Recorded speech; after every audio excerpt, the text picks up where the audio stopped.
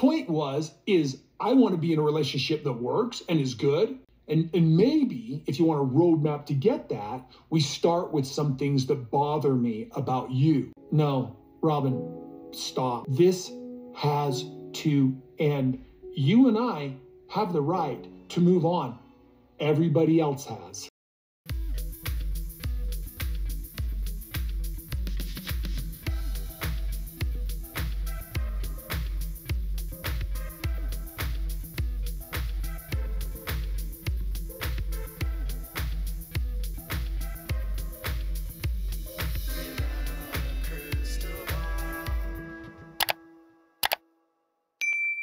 Hey friends, it's Kody from Without a Crystal Ball. It's Thursday, January 9th, 2025. How are you? I hope you're well.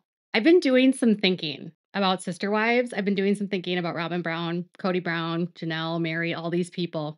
And after watching last week's episode, which I understand what you guys are saying. I get it. Like, if we have to watch this much of Kody and Robyn all the time, your eyeballs might explode. Your brains can't compute. It's like watching two people that constantly whine and complain and blame everyone else. Like, that's all they do. And it's like, who's more insufferable, right? Is Kody more insufferable? Is Robyn more insufferable? Does anyone of them ever take accountability? And do you realize sometimes that even though all the other people are gone, there's no depth whatsoever to their relationship? I wonder sometimes what it might be like to be in a relationship with someone where you just never scratch below the surface. You never dig deeper.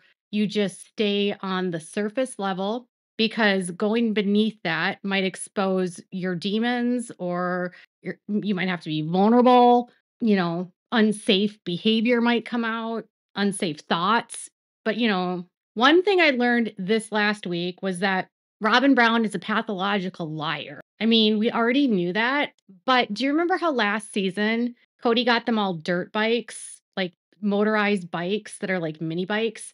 And Robyn said that she wasn't a fan of ATVs. She thought it was a bad idea. She didn't like motorized bikes or motorized vehicles. And then all of a sudden this year, when they need a storyline, she's the most adventurous girl ever, and she loves ATVs, and she loves going fast, and she's very daring, and she loves to whip things around and go through her hair, which is actually how she kind of was in the very beginning. Do you remember? She wanted to go zip lining, she wanted to go skydiving. She had all these like big things. She was she was kind of a daredevil. And then somehow over the season, she became like, I'm so demure and perfect. I would never do anything to sweat or even get dirty. And then now after they all leave, she's all, yeah, I'm going to go get dirty, but I don't want to let my kids ride on ATVs. But I've been doing it since I've been 13, but I have to lie to them about it because of if I didn't lie, they would actually get mad at me. Okay. We already know about the whole ATV accident that happened with Dayton that they completely covered up. And then can we even talk about when she fell off that ATV? And I know there's conspiracies. There's always conspiracies with every episode. So many of you are convinced they fake scenes and they are using body doubles. You are convinced that there was some sort of body double that was flipped off and fell off, and that wasn't really Robyn. I saw it in my comments. But you know what I kept thinking was they make things really dramatic on the show that have nothing dramatic about it. But one thing I did notice was when she fell off, do you know like the last thing you're supposed to do if someone has a neck injury is like move their head or take a helmet off? Have you ever watched football when they have concussions or when they are down? They do everything they can to stabilize that person's head, and they don't take their helmet off because if they have a neck injury, it could make things worse. And the first thing Kody did was like pulled her helmet off. I mean, this is the man that wants custody of Truly. Okay, that proved to me he's not a safe person. That right there. Rule number 1, don't pull someone's helmet off if they have there's a possible neck injury. Kody taking off that helmet could have seriously injured her if she would have had a neck injury. Because it says that I checked Google, if you fall off an ATV and if you suspect there's some sort of spinal injury or issue with your neck, it says to not move your head or neck and to remain still and to only remove the helmet if necessary and if you can do safely without moving your head or neck significantly. And it says, do not move someone with a suspected spinal injury unless absolutely necessary. So, and then you're supposed to stabilize them. So, if she would have been seriously injured, he could have made things worse. Worse. He is very negligent. So, he either knew she was fine and it was just all drummed up drama for the show, or he's really that ignorant. It makes me wonder how they manage major falls in this family. And it just makes me wonder how they handled the situation with Dayton when he fell off. And did they do something that made it worse? Did they try to pull off a helmet and it made it worse? I don't know. But Kody proved his negligence, and he could have honestly, seriously injured Robyn. And if there was any doubt that she was hurt, they should have stopped production. She honestly looked like she had had a concussion with how like her bell looked like it had been rung. She looked a little daisied, like starry-eyed. So there was that. Okay. So Kody's negligence could have led to serious injury for Robyn, and then forcing her to film after potentially having a concussion, because she said she saw stars. And if you see stars, that's generally a sign of concussions. So he should have been monitoring her and not allowing her to drive the ATV after falling off. There were so many things he did wrong. And it's actually shocking to me they haven't had more ATV injuries than the one they've had with him. Next, I noticed something later on in the episode while they were sitting down and talking, and they're trying to discuss the family. Last week or the week before, Robyn said that she just expected too much from her sister wife. She was such a perfect sister wife, and she just had high expectations, and she just wanted the best for them. I wonder if she understands how delusional that sounds. And then this week, Kody's trying to take a fraction of accountability and tell Robyn that he changed. And that is a product of him changing and his faith changing and things changing in his mind and his beliefs changing. It made him less inclined to want to be a part of polygamy because he felt like it was all an obstacle, because he wanted to do something and he had to like negotiate with all these other people. And he didn't want to have to like deal with the complicated aspects of polygamy. And I can't blame him, but then he should have just told them all years ago. And instead of allowing him to take accountability, she actually enables him. And this is where I think Kody, this is why I think he loves her. I think he loves her because she never lets him take responsibility and allows him to have the easy way out so that she can blame other people. But the problem I have is that now that they're all gone and they can't blame anyone moving forward, then what? But here's what she said. I mean, I don't think you're the only one that changed. I started noticing a really big change in him, but I think all of us were. There was less of this focus on the family, the group, the main part of the family, not the kids out there. And that's where they wanted to focus more on the kids that had moved away. I don't know if I was really changing as much, but I think Mary and Janelle and Christine specifically were changing. I feel like I need to be a kindergarten teacher with Robyn and explain this to her with very easy vocabulary. But when your children grow up and become adults and they move away, it's pretty normal that you would want to spend time with them on holidays, even if they don't live in the same house as you. Apparently, you're supposed to neglect your adult children and not see them, even though Robyn still gets together with her mother and siblings and was like always helping her mom and her dad before he died, her stepdad. So it's just weird that she would say that they stopped focusing on the family. It almost implies that she's saying that they were negligent of the kids that they still had. Okay, first of all, Mary didn't have any kids. Her kid was gone. Mary doesn't exist to serve Robyn as a maid unless that's what Robyn wanted, but she had her own nanny. Janelle only had Savannah left, and Christine only had Truly and Isabel left. The reason why they were focusing on the other kids and seeing them was because Kody and you made rules about not being safe and following COVID protocols, and because they weren't following your protocols, and because you were saying that Garrison needed to make an apology to you, and so did both the boys needed to apologize to you, for questioning that the COVID rules were yours. Even you kept saying the COVID rules weren't yours. I believe they were yours. Everyone else believes they were yours. Kody is like a COVID denier and an anti-vaxxer.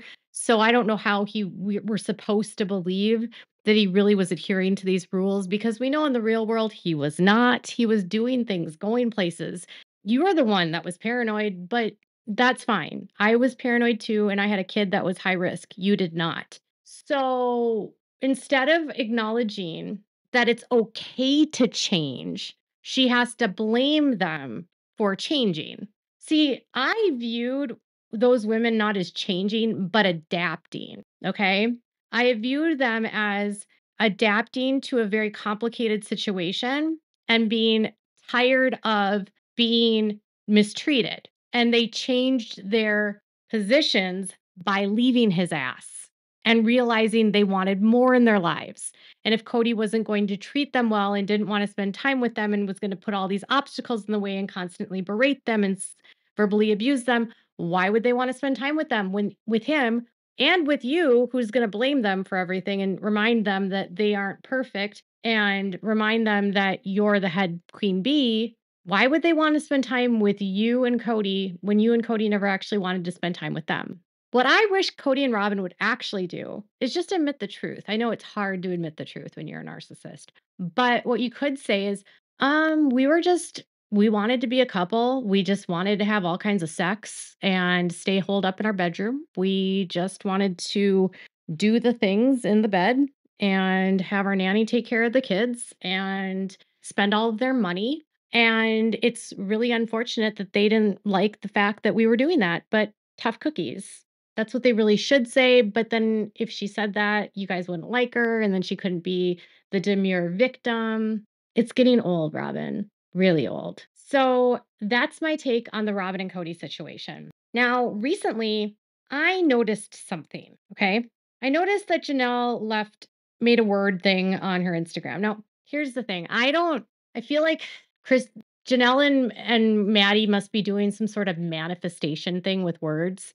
And they come from a place where faith is important to them. And so maybe this is just a way for them to hold on to something and putting stock and acting like if they think something much, like if they think through something enough, and if this is what they manifest their energy on, this is what these are the fruits that are going to come out in their life.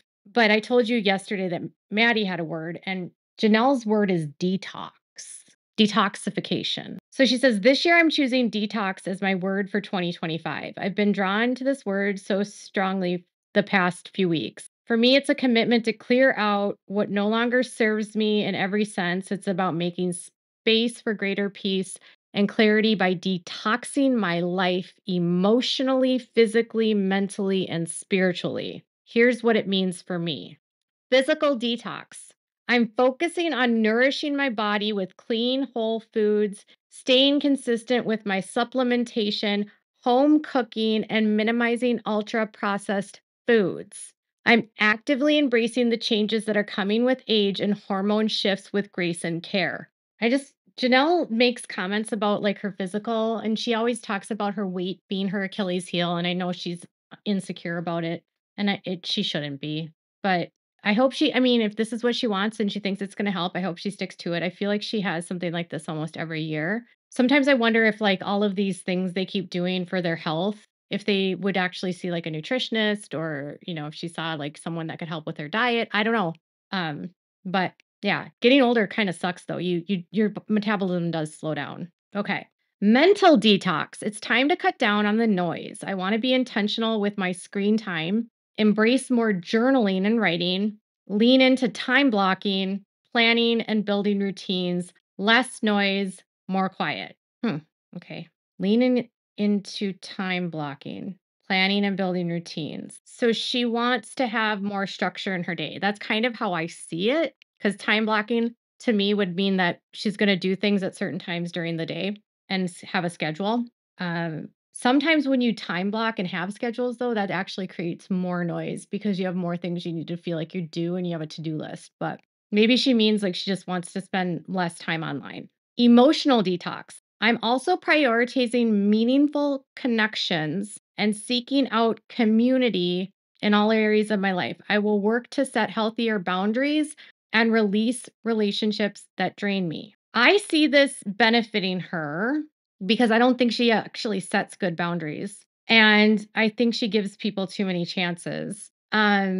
The thing with this is seeking out community in all areas of our life. I feel like they're going through such grief right now that I feel like they have that need to change. You know, when something tragic happens in your life and it feels like if you do something different, that tragedy can't happen again because she's such an introvert, you know? And I don't think at 55 she's going to change being an introvert. I mean, I could say this too, and I'm an introvert. And I could say that I'm going to prioritize meaningful connections, but then I would have to get out of my house. And I like my house. Maybe emotionally detoxing would be accepting that she just likes to be in her nest. I don't know. Environmental detox. A cluttered space clutters my mind. So I'm making it a priority to simplify and create a more peaceful environment. This will be essentially important as a step into 2025 planning and building a new home. One time I read a book about feng shui. It was like years ago. But the biggest thing that resonated with me, and it's still to this day, what clutter represents is clutter in your brain. And my mind was always very cluttered because I have anxiety. And so I actually think this is a good idea. I love to throw stuff away. Go for it, Janelle. Spiritual detox, spending more time in nature, reflecting and nurturing my relationship with God. I don't know how that is detoxing though, because with your detoxing, you're getting rid of things, right? Detoxing isn't about deprivation, it's about freedom, freedom from things that weigh me down. So I can make room for the things that truly matter. I'm excited for 2025. I have to look up what detox is because I feel like this is a woo-woo thing. Detox. The process or period of time in which one abstains from or rids the body of toxins or unhealthy substances. Okay. So this word doesn't even really make sense because to actually detox means to remove unnecessary intoxicating addictive substances from your body. There has to be a better word for her than this because the spiritual detox, when she was describing spiritual detox, that doesn't even make sense because she wants to have a closer relationship with God. So a spiritual detox would mean you're going to remove spirituality from your life or you're going to remove things from your life. I don't know. I feel like she's confused. Should I give her a dictionary?